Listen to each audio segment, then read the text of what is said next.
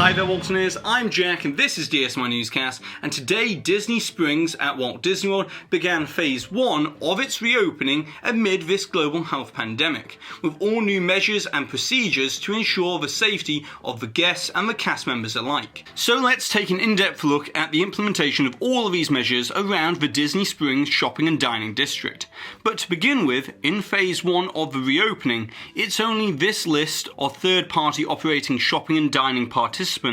that are open once again at Disney Springs, with each establishment adhering to social and physical distancing guidelines. And then a week later, on May 27th, Disney will begin to reopen their own operated establishments that will include the World of Disney Store, Deluxe Burger and Marketplace Co-op. However, now let's get to how these measures have been implemented, as here we can see an example of the temperature screening setup inside the Line parking garage that is operated in association with Advent Health. And the social distancing markers here are placed in a very sensible staggered formation on the floor leading up to the screening area, which means that you are not only maintaining the 2 meters of distance from the party in front and behind you, but also maintaining that 2 meters of distance on your left and right hand side as well. But this is not the only temperature screening area, as there's 2 in the orange parking garage, as well as screening tents at both the Plaza Boulevard pedestrian bridge and the ride share drop-off location. And despite this screening being relatively easy, it's interesting to see that Disney Springs has opted to use handheld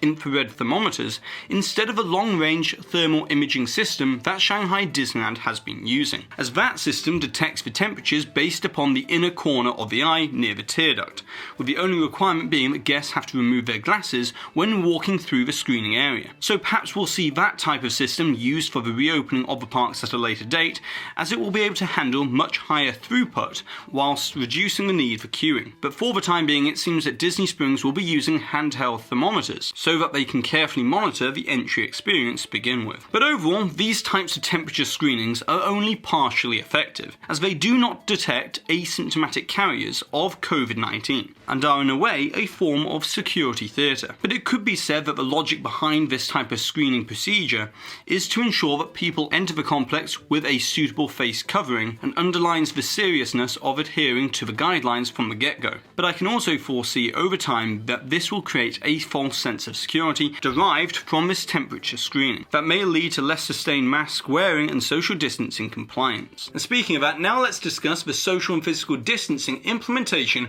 around Disney Springs, as Disney has been extremely thorough in ensuring that health reminders and safety signage has been installed throughout the 50-acre shopping and dining complex, with this signage beginning before the screening and entry process and continuing in printed physical forms around the area, including the digital informational signage, and reinforced with announcements over the speaker system as well. Avoid touching your eyes, nose, and mouth. Clean your hands often and thoroughly with soap and water, or with alcohol-based hand sanitizer, and maintain physical distancing. Thank you for your understanding and cooperation. And on top of all of that, Disney has gone one step further and has reassigned the Resort Children's Activities cast to offer helpful reminders about physical distancing in light-hearted and upbeat ways to make the physical distancing more fun for kids and more engaging for the adults, thus taking some of the edge off the necessary new rules for the time being. But then we come to the design and implementation of these social distancing markers, and despite there being plenty of directional ground markers around the property, I personally feel that the visual design language and principle behind these markers is inconsistent and may lead to guest confusion and unintentional neglect of these guidelines, as Disney has adopted the same design approach as the signage and markers in Shanghai Disneyland, which I did have some criticism of, as the implementation kept switching the designated purposes of each of the markers without greater visual clues such as colour coding or clear iconography. But once again, Disney is alternating the purpose from stand here to do not stand here in Disney Springs, which in my opinion is made even worse in this implementation with the diagonal striped lines. As we can see here in the side-by-side comparison, that the striped pattern gives instructions to stand here, please stand behind the line, and please do not stand here, which is actually fairly confusing. as despite each marker looking nearly identical, each one carries a slightly different instruction for the guest to adhere to. But the key to good directional signage is that it should be intuitive and able to communicate vital information through very quick glances, which is not what the design of this signage does. And then we come to the muted colour palette for the markers. As I understand that Disney do not want to impede on the environmental aesthetics with bright and bold colours on the ground, but directional signage should stand out, otherwise it ceases to serve its actual purpose. So as I said in my Shanghai video, I would implement something closer to this instead, as it universally communicates the purpose of the markers, albeit the design that I've come up with could still be improved upon.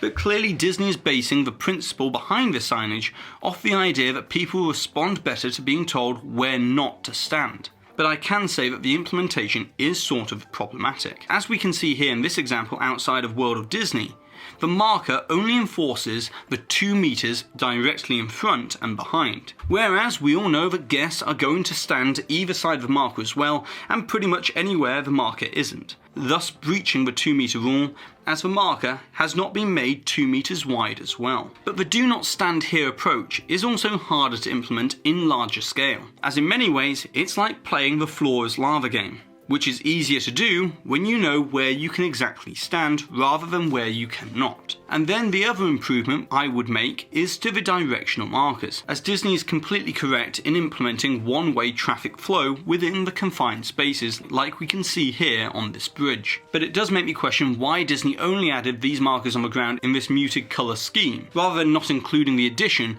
of a white stripe of tape right down the middle to reinforce this idea as well, much like bike lanes in city centres. And then we come to a measure that has been controversial throughout the wider community, that Disney is asking that all adults and children over 3 years of age wear suitable face coverings or masks that cover the mouth and nose, as this is in line with the CDC recommendation to help prevent the spread of COVID-19. Now when it comes to the use of face masks or face coverings, I know that there's been many mixed feelings about this policy, but I think the really important thing to underline here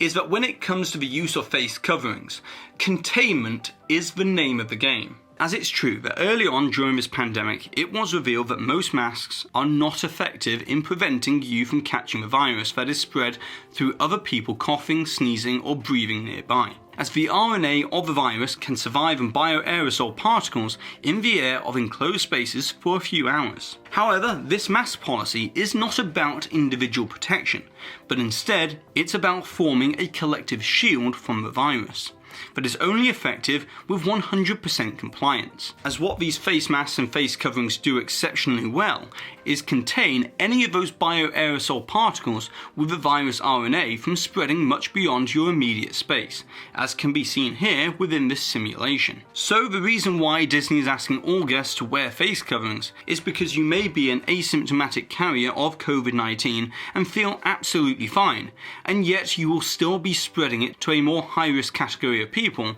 like those in their 50s, 60s and above. So that's the reasoning behind the policy. But undeniably, there is still concern that it may be untenable to wear a mask in this heat and humidity of Florida, which is a legitimate concern, but as with all things, it's all about the implementation, as the way I see it is that people have vastly different feelings toward their experiences with these face coverings depending on what the fit, feel and material of the covering is, as those who have been seen to be wearing a more breathable, dust-proof mask have expressed the experience was not that uncomfortable, as Tim Tracker stated in his latest video about the Disney Springs reopening. Whereas friend of the channel Josh of Resort TV 1 has told me personally that it was a little uncomfortable for an extended period of time when walking around City Walk, but he was using a homemade cloth-based face covering with a much tighter fit. So it may seem that the real problem here stems from people wearing masks with too much of a tight fit and seal around the mouth and nose. Although I feel that a better solution to all of this could be for Disney to issue the correct type of mask before entry, like transport authorities are doing in European countries, thus removing the need for homemade variants and creating a unified best case experience. And Disney could even issue special colour or character variants similar to how you receive a free magic band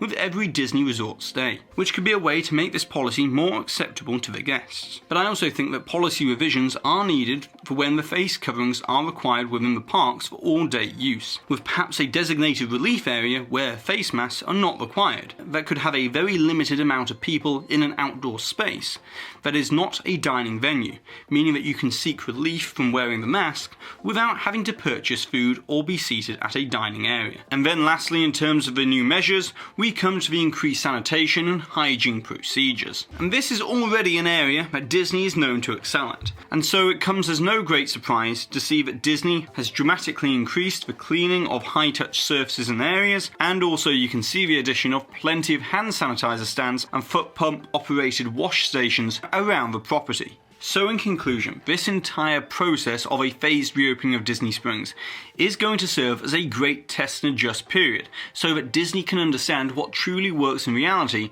before considering the reopening of the parks. But now, it's over to you, the Walterners. I would like to know, what are all your thoughts and opinions about these new measures and procedures now that we've seen them implemented at Disney Springs in Phase 1 of this reopening? And of course, don't forget to put the timestamp for where the hidden Mickey appeared somewhere within this video, along with your suggestion or your comment, to be in with a chance to win one of these official DSNY Newscast enamel pins. And congratulations to this Walterner here for winning this suggestion from a previous video where we were discussing the details about the reopening of Disney Springs. And so that's it for today. So be sure to go ahead and subscribe down below if you're new to this channel, hit that notification bell and make sure it's on so therefore you always receive an update whenever I release a new video. And also, if you've enjoyed this video or found it useful for today, be sure to give this video a massive thumbs up, as it really does help this channel out. And I've been Jack, you've been you, and I'll see you real soon.